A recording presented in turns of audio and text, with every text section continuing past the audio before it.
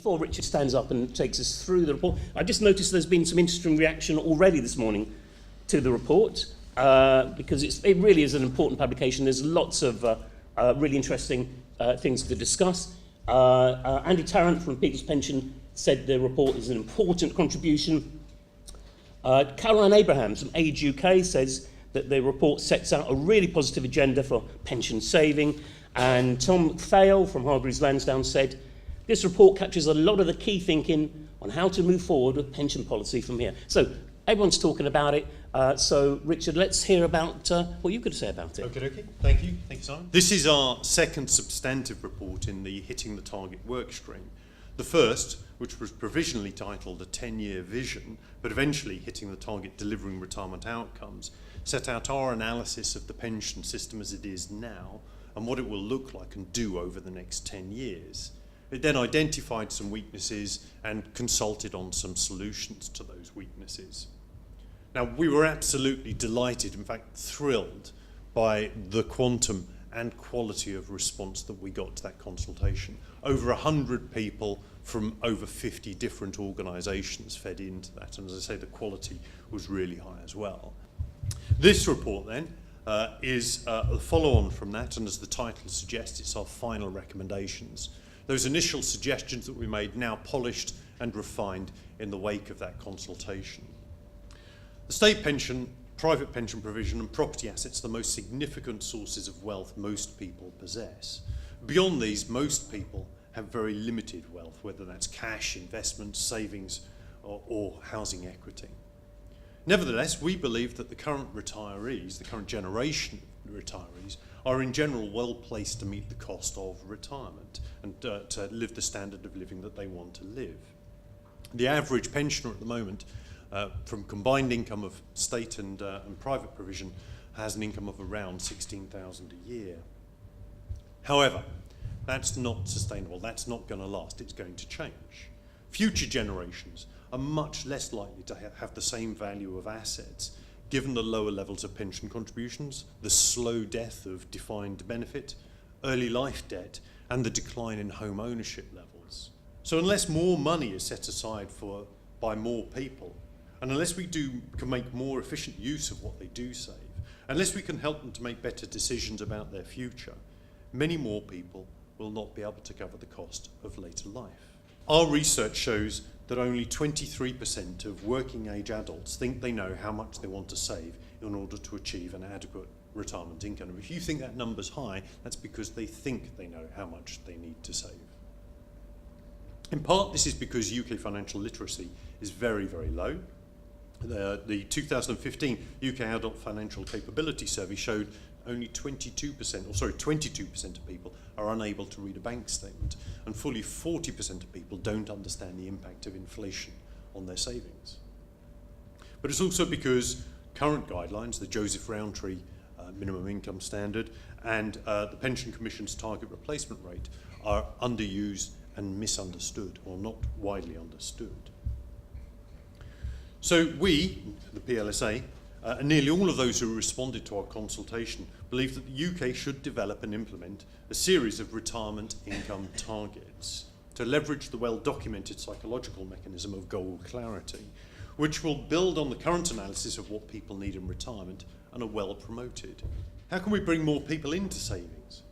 Now, auto-enrolment has been a great success, we've all said that many, many times, in widening the participation in pension saving. However, certain groups are currently excluded, which limits their ability to save for retirement. We support the recommendations in the 2017 Automatic Involvement Review to include younger savers, those aged 18 to 21, and improve pension participation and retirement incomes amongst the self-employed. In fact, we think that's vital. It's also widely accepted that automatic enrolment contribution levels, even by the end of the phasing process, will be far too low. And in fact, they were designed deliberately to be too low by the Pension Commission. We estimate that after over a lifetime of saving, an average earner will achieve a pension of about $14,300 per annum on the AE minimum contribution. Now that's marginally above the Joseph Rowntree minimum standard, but not by much. Research shows that good governance can add between 1% and 2% a year to a scheme's returns. So given the complexity of retirement products, it's important that they are run or overseen by people who know what they're doing. To encourage this, to achieve this, we believe that the pensions regulator should do more to encourage high standards of governance in all schemes. Now, they've started some of this with the fit and proper checks in relation to master trust authorisation, and also the work on the development of some professional trustee standards. But amongst other things, we think the regulator should focus on the quality of the trustee boards and the outcomes that they produce, rather than focusing on just inputs and outputs. We don't want checklists and statements, we want good governance. Where they do produce statements, and we've proposed in the past that both DB and DC schemes should produce chair statements, the regulator should publish those on the regulator's website to encourage or to enable proper, effective scrutiny. The pension freedoms have opened up a range of possibilities to savers at the point of retirement, and accessing pension pots flexibly is now the new normal for retirees. It's created lots of new opportunity, but it's also created lots of risks, and some of those have been highlighted in the FCA's retirement outcomes review. Disengaged buyers, the preponderance of individuals to stick with their current provider rather than shop around, so the incumbency effect, and the high levels of pension saving that are now just nestling in cash. We recommend that the government adopt a reformed regulatory approach. This new approach would enable trustees and IGCs to clearly signpost savers towards a range of suitable projects which meet government-mandated principles. Consumers over the age of 55 in England hold approximately £1.5 trillion of UK housing wealth, and that's set to increase to £2.9 trillion by 2036. For those people who haven't saved enough into a formal pension product or into other long-term savings products, that equity can provide a valuable additional source of income. But they don't use it at the moment. The tools that are there aren't widely used. So we recommend that providers make products more flexible so that they can be more used, so that payments can be drawn in smaller, regular amounts, and that if it's made easier to transfer those loans to other properties. For those who've not saved enough into a pension, excuse me, or do not indeed have property wealth to make up the difference, working longer might be the only option that they've got available to them. But it's not easy at the moment. There are still barriers to working longer. And in fact, if you look at the employment rate between those aged 50 to 64, it's fully 14% lower than those aged 35 to 49. So we recommend that employers and the government work together to develop a new guidance agenda, including the midlife financial health check at 45.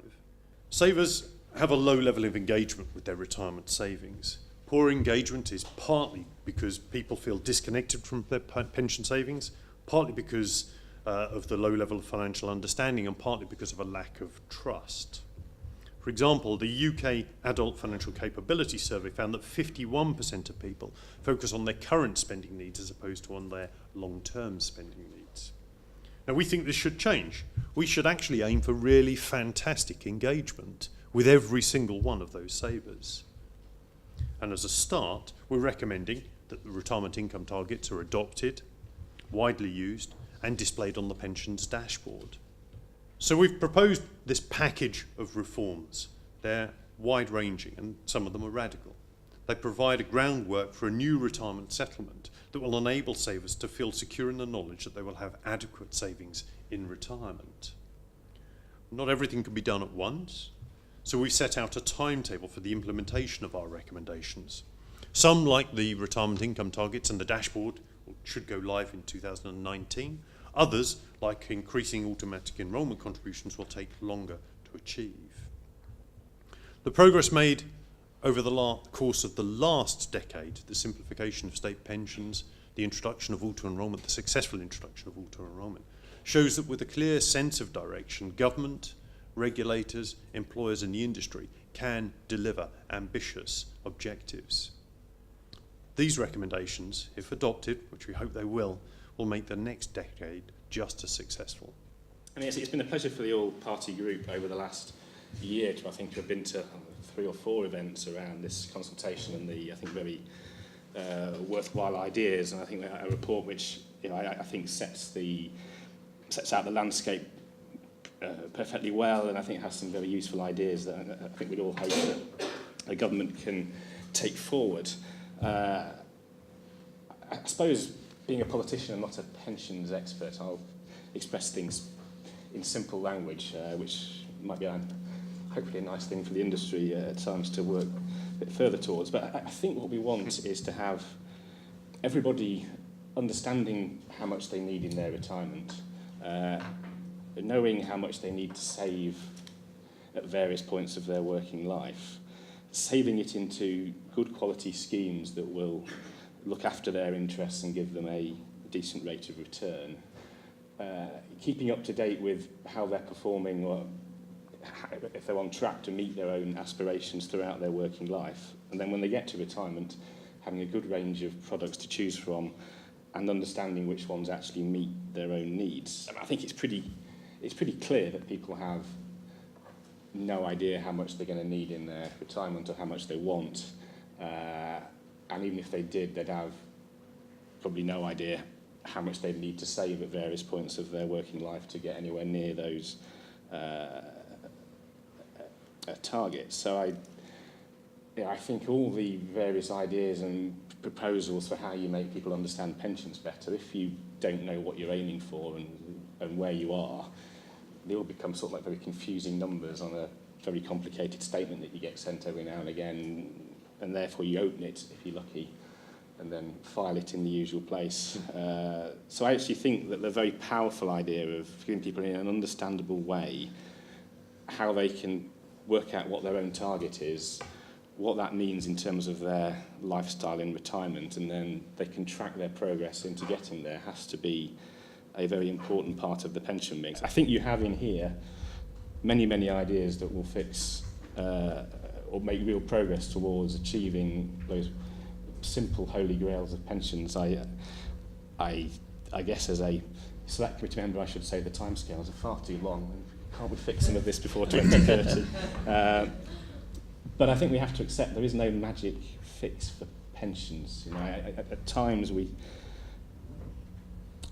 I think in the political world we think that somewhere there's there's a pot of money out there, there's some magic solution, and if only we could regulate for this or legislate for that, people would have more money in their retirement. The only realistic solution to this is to get people to save more, understand the value of their employer contribution, understand that actually this is a very important thing for them to do, and anything we can do to achieve that, I think, is the real way of making progress. And that's why I think what you have in here is are practical suggestions that will help that. I think it's a very useful report. I want to thank the PLSA for inviting Which here today to respond to this report. We've long provided information and guidance and campaigned around pensions, so it's great to see these recommendations, that we think are very much, good suggestions that we support.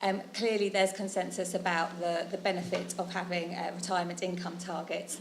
Understanding whether you're saving enough for retirement does indeed require you to understand how much you need in retirement, and I think the PLSA report does a great job of pulling out all of those circumstantial, demographic kind of factors that are really meaning we're going to need to get more from our retirement income for longer in the future. People do need to understand the size of pension pot and income provision that they need to meet the retirement standard that they're looking for, and they need information and guidance to help them do that. And that's why we're really supportive of what the PLSA has identified as a key role for the dashboard in presenting retirement income targets, which has been a very vocal proponent of the dashboard, and we're really keen to see stronger leadership and direction from the DWP to ensure that it's implemented swiftly, that it's implemented comprehensively, and that it does become a go-to resource for people when they're looking at how they're saving for retirement and at the point of retirement. And I really echo Nigel's points around, it has to be in where people go to as well as a central place. We have to sort of, reflect consumer behaviour and not expect people to change their behaviour.